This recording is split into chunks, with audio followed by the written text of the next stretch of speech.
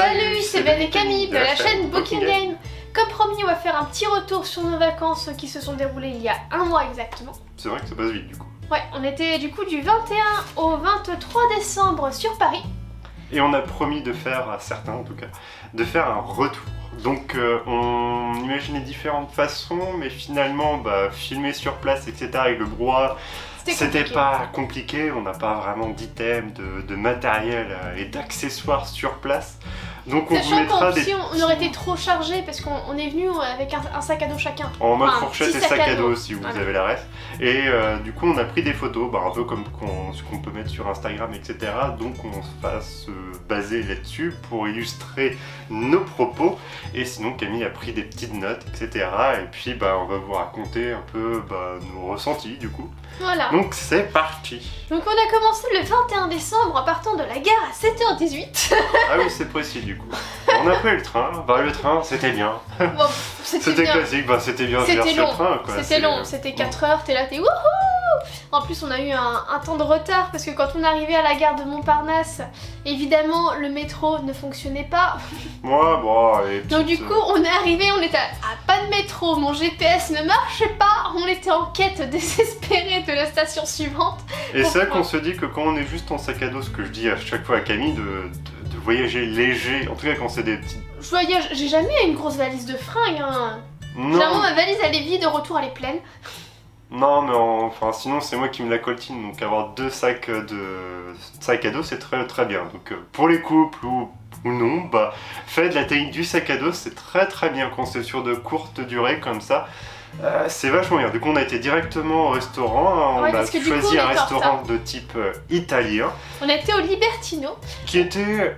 somme toute, ça allait, le cadre ça allait. C'est joli, le cadre était joli, les cocktails c'était une tuerie.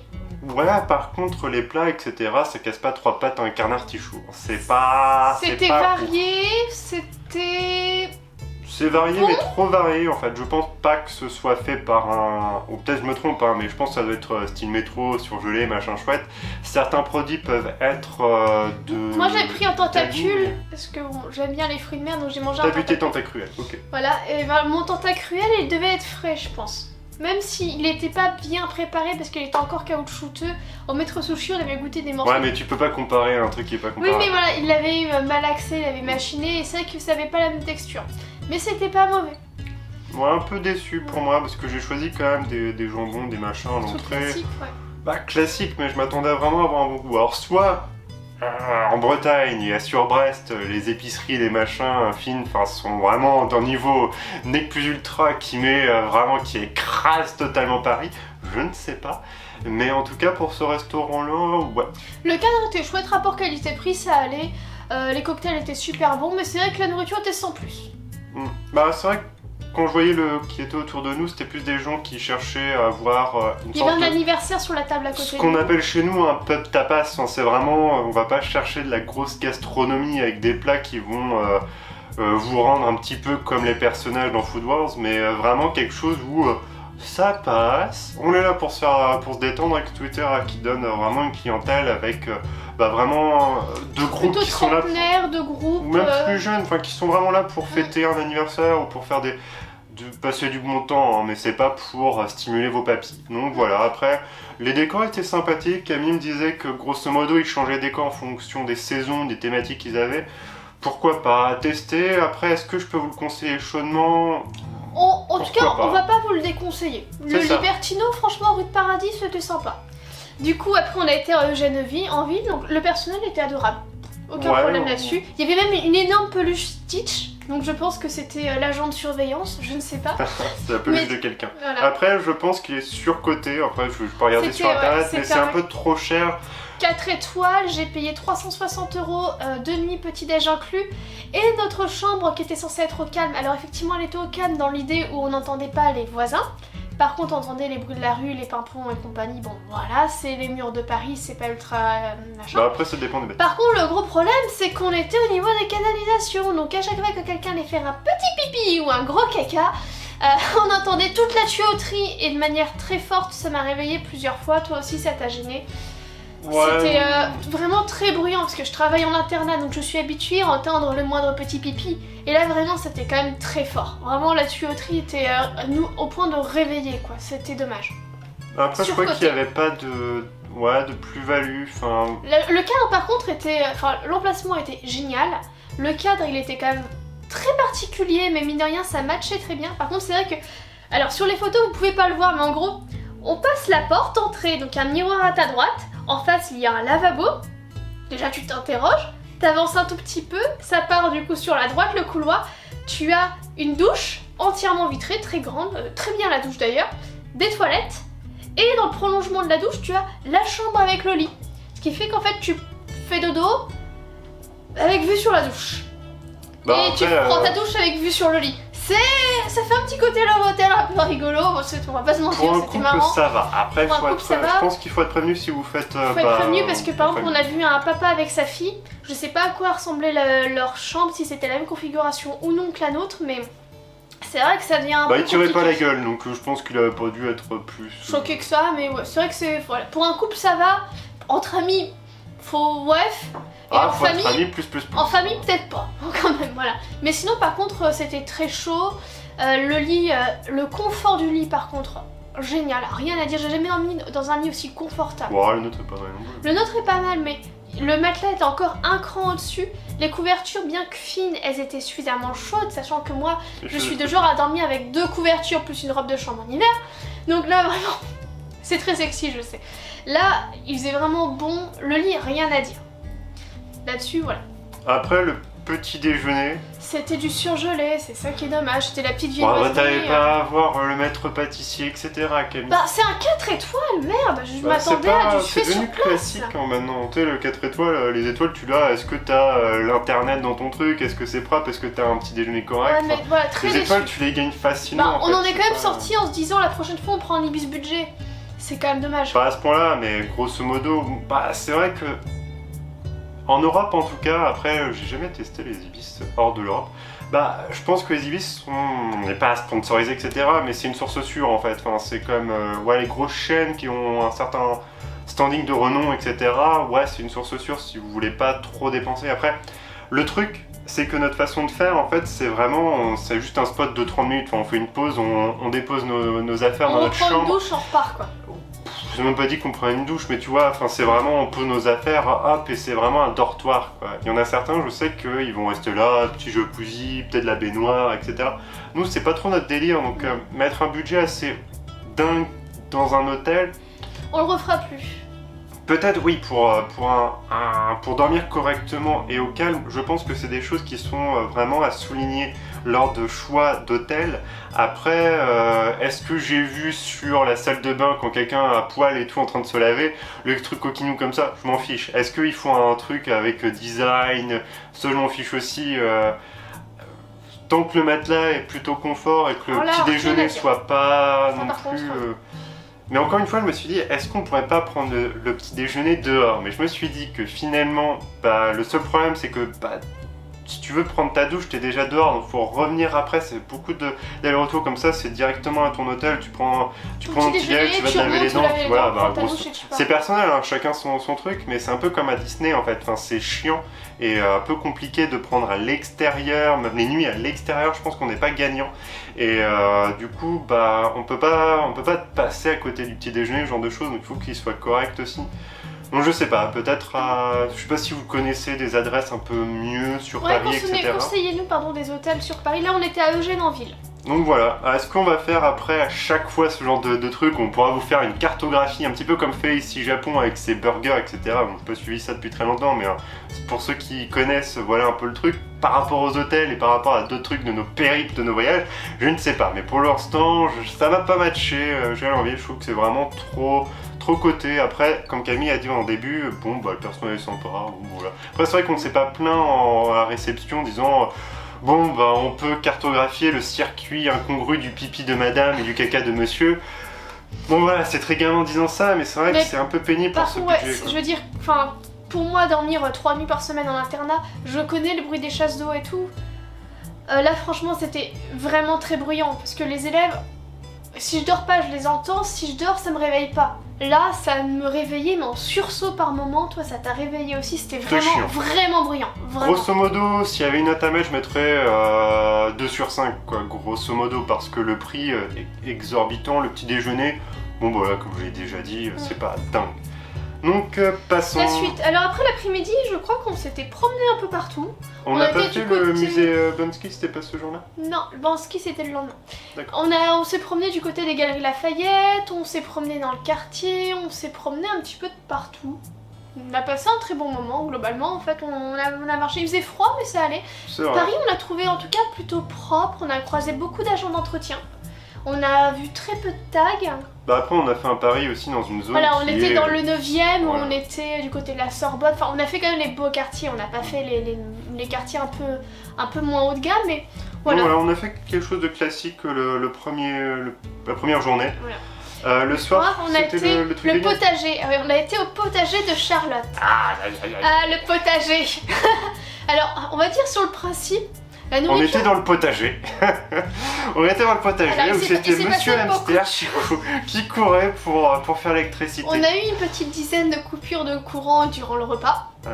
C'était rigolo de manger à la lumière du téléphone. Ah, c'était écolo, mais à ce stade-là, il valait mieux envoyer les bougies à la cire d'abeilles écolo-vegan. Parce que là, grosso modo, c'était galère. Je peux comprendre que... Et encore, c'est que le début du repas.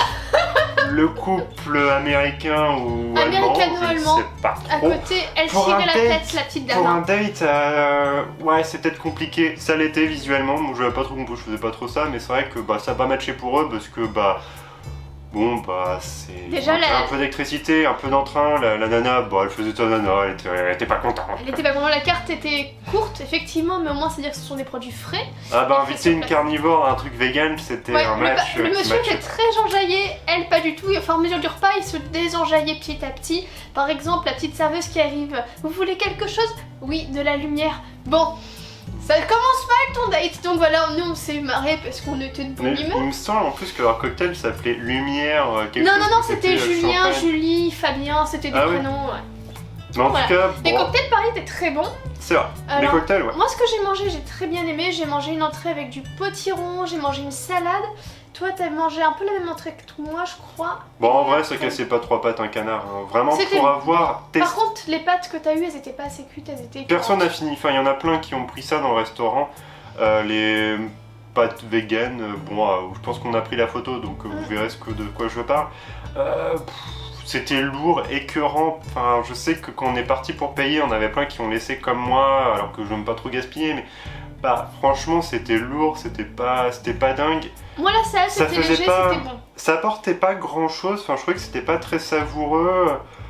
On a testé vraiment des très bons à Édimbourg, que je sais pas si on retrouvera l'adresse et qu'on vous le mettra là, mais c'est vrai qu'on voyait les personnes faire ça, qui avaient un bon choix de légumes et de fruits, alors qu'on était quand même sur un pays anglo-saxon, donc normalement le côté bio, des fois c'est pas trop ça, à part sur les côtés vegan, mais c'était vraiment au-dessus, ça écrasait, là c'était clairement pas le meilleur végétarien qu'on ait mangé. C'était le plus nul pour nous. Je suis désolé si monsieur directeur veut tomber dessus, mais c'est vrai que c'était pas dingue. Parce qu'en plus malheureusement pour le directeur, il m'est arrivé un souci, alors pendant le repas, le lendemain en fait on devait faire la comédie musicale Le Roi Lion au théâtre Mogador. C'était un des trucs que je veux cocher avant ma mort. Et disons que j'ai reçu un petit mail disant « Ah, on a tous le Covid !» Et du coup, on annule tout. Bisous, vous serez remboursés, vous inquiétez pas. Alors j'étais un peu dépitée, ça m'a un peu gâché la fin de mon repas. Et j'étais tellement dépitée qu'en partant, donc j'ai payé. Vénère aussi, je pense que... Voilà, et en fait, après avoir réglé, j'ai mis la main sur la poignée de la porte. Elle a pas été électrocutée, hein. La poignée de la porte est venue entièrement avec moi, mais pas la porte. Alors, la potion magique, c'est chez nous, c'est en Bretagne, y a pas de doute. Voilà, je vais à la salle de sport, ça se voit.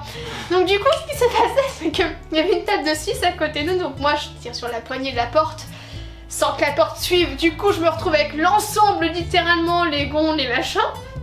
J'étais un peu dépitée, donc j'étais très triste, et en plus j'avais très honte. Personne n'avait remarqué, accessoirement, à part sur la tête de 6, un gars qui m'a regardé. Et je me suis dit, bon, qu'est-ce que je fais? Je panique? Ou je fais genre, c'est drôle, même si au fond de moi, j'étais en train de décéder. Du coup, j'ai fait au monsieur... Visuellement, c'était très drôle. Pour blaguer, et donc il commence à se marrer aussi. il est en train de dire attends, la petite machin là, elle vient d'arracher la porte. Ah bah Donc c'est je pour me vous dire. retourne, je vais voir le patron et je fais excusez-moi, j'ai un souci. Du coup, il me regarde, ah bon, qu'est-ce qui se passe? Genre, le repas c'était pas bon, les lumières qui s'éteignaient toutes les 2 minutes c'était pas chouette. Là, je lui fais, excusez-moi, j'ai mon poignet de porte. Il est resté Bah, me regarder. J'étais avec la poignée de porte, on était bon. Donc, il sort du comptoir, il va pour essayer de la remettre. La table de 6, ils étaient évidemment tous au courant, du coup, ils me regardaient, ils étaient là, ils se croyaient pas leurs yeux. Il essayait de remettre la poignée comme il pouvait. Et Benjamin qui était oui, vous savez, elle a beaucoup de force, elle va à la salle de sport 3 fois par semaine. Le patron qui prend mon bras, qui commence à me péter mes muscles et tout. Donc bon, on a réussi à bidouiller la porte pour pouvoir sortir. Alors je sais pas si les autres ont pu sortir derrière. Bon, c'est leur problème, hein. Mais voilà. Ah bah c'est un truc... Ah ouais, le potager de Charlotte, on s'en souviendra longtemps. Ouais, quand il y a le directeur, enfin le restaurateur, plus ou moins qui fait bon bah au moins vous partirez avec une bonne anecdote, ou je sais plus ce qu'il nous a dit. Ouais, on partait au moins avec le fourré. sourire. C'est que ça souligne vraiment l'ambiance, c'est le cas qui s'était fait après. Bon. Voilà. C'était pas de la haute voltige, c'était ce que c'était. On a fait dîner-spectacle, alors la table de 6 était pliée, hein, voilà. Donc après avoir saccagé le restaurant, c'était déjà pas mal. C'était déjà pas mal. Donc on a pris le métro et on a été au jardin des plantes, du coup à l'opposé, parce qu'on était du coup dans le 9e, on est parti donc en diagonale complète dans mais le jardin ça se des fait plantes. facilement, pas de panique. Oh ouais, donc en une demi-heure de métro, nickel. Donc on arrive au jardin des plantes parce qu'il y avait la galerie de l'évolution. Donc c'est depuis le premier micro-organisme jusqu'à nous, avec du coup les plantes, les insectes rigolos petit à petit qui évoluaient en grosse structure colorée. Voilà, vous voyez sur les photos, c'était vraiment beau. Il y avait une variété énorme de créatures. Et en plus, ils avaient parfois triplé les chemins, en fait, donc tu avais les mêmes bestioles sur 3 chemins différents pour que les gens se dispersent, que tu sois pas trop en amas sur les structures. Tu avais un petit panneau explicatif pour chaque créature, tu avais certaines qui étaient animatroniques et qui du coup bougeaient. C'était familial, c'était très bien. Il y avait des toilettes qui étaient tout à fait propres et tout nickel à l'entrée du truc pour les familles ou moi qui besoin de faire une pause pipi toutes les heures. C'était nickel et vraiment c'était beau, il faisait super froid par contre, mais bon c'est normal, c'était le soir en hiver, il n'y a pas de surprise. C'est une frise chronologique du début de l'apparition des cellules, etc., enfin des organismes, pas à taille réelle bien sûr, parce que sinon on serait tous avec notre microscope et encore je sais pas sûr que tout début on pouvait voir comme ça facilement. Jusqu'à nous, les hommes, en tout cas les hommes de Cro-Magnon, en passant par auparavant aux dinosaures, les premiers mammifères, les dinosaures, etc. les plantes, les libellules gigantesques, la micro... Les algues aussi. Ouais, c'était super bien. Il n'y avait pas de champignons, alors que c'est un petit peu avant, je crois, les bestioles, il y avait beaucoup les bivalves, de plantes etc. quand même, il y avait les plantes préhistoriques aussi, enfin... Ouais. Ils ont pas pu mettre tout, évidemment, ce qui existait, mais c'était vraiment très bien, c'était beau, c'était coloré, c'était superbe. Et c'était pas cher, je crois que c'était une dizaine d'euros par personne. Franchement, ça vaut le coup. On est allé quand même relativement vite parce qu'il faisait froid. On a passé 1h30 dedans quand même. C'est ça. C'était vraiment Je crois que ça commence peut-être plus ou moins après le Carbonifère, etc. Enfin, c'est vraiment... On voit des grosses crevettes partout et après il y a vraiment des gros trucs avec des poissons. Les poissons, non, c'est pas mal. C'était génial. J'ai apprécié le début justement de cette période-là et après les dinosaures étaient plutôt pas mal. Franchement, il y en avait qui étaient d'une catégorie, enfin d'une qualité un peu plus, on va dire que certains. Et j'ai entendu des personnes dire que tiens ils en ont rajouté, donc je pense que ça doit se faire. Chaque année on a, je sais pas, un Pachy, un Triceratops, un nouveau. Un machin. Et c'est vrai qu'il y en a qui sont très lumineux avec plein de couleurs, enfin limite comme ça, comme notre canapé, et t'en as d'autres qui sont un peu monochromes. Ils ont tenté des choses avec, je sais plus comment ça s'appelle, hein, les dinosaures volants là, les Archaeopteryx. Il y en a un comme ça, mais non, ici. Il y a une espèce de... ce qu'on a dans la volière dans Jurassic. Le Quetzal, le truc muche là. Oui, il fait des et puis il y a sa petite avec son poisson dans la bouche. Puis il y a un petit peu de son, bon bah voilà, c'est mignon. C'est pas mal. Ça vaut le coup, franchement ça vaut le coup. On a passé un bon très bon temps, moment. à la fin je commence à avoir froid, et à la fin de tout ça, vous avez vin chaud et raclette, donc toute l'évolution de... amène à la Le raclette. Cro-Magnon et à côté t'as le stand de vin chaud et de La raclette. raclette. C'était rigolo, c'était vraiment sympa, vraiment c'est un truc à faire, c'est magnifique. Ouais, ça je vous le conseille. On regrette absolument pas ça. J'ai plus les prix en tête, mais C'était pour moi, 10-15 euros je crois, c'était pas Ouais, excessif. ça, Franchement ça allait. c'est pas excessif, tout dépend des budgets. Pour adultes, Mais, pour les enfants de moins de 12 ans c'était gratuit. Ouais, non, c'était pas mal. Il y a des grands-parents, les gens venaient nous parler, super sympa. Gros conseil, enregistrez-vous et prenez en avance sur internet parce que je pense qu'être en famille et acheter sur le jour J ou le soir, en tout cas, je sais Ah ouais, sur on la... envoyait faire la grosse Faire la queue queue, et nous, on a t'avais fait- une demi-heure d'attente et nous on arrivait. Excusez-moi, j'ai mon pass et j'ai envie de faire pipi. Allez-y ma petite dame. En grosso modo, c'était ça. Je pense qu'à l'heure actuelle, vaut mieux, avec tout ce qui est délire, passe vaccinal, machin chouette, Faut commander en vous avance. savez, ouais. ouais, vaut mieux vous enregistrer et réserver. Donc voilà, après on est rentré à la maison, enfin à la maison, à l'hôtel, et on a fait un gros dodo. Non, c'était très bien. Les gens étaient gentils. Belle découverte. Donc voilà, ce sera tout pour cette vidéo. Donc c'était notre première journée à Paris. Retrouvez la suite dans la prochaine vidéo. Tommy, continue. N'hésitez pas à liker, À partager, partager. à vous abonner si Si ce n'est pas déjà fait. fait. On vous dit une prochaine. Salut, salut.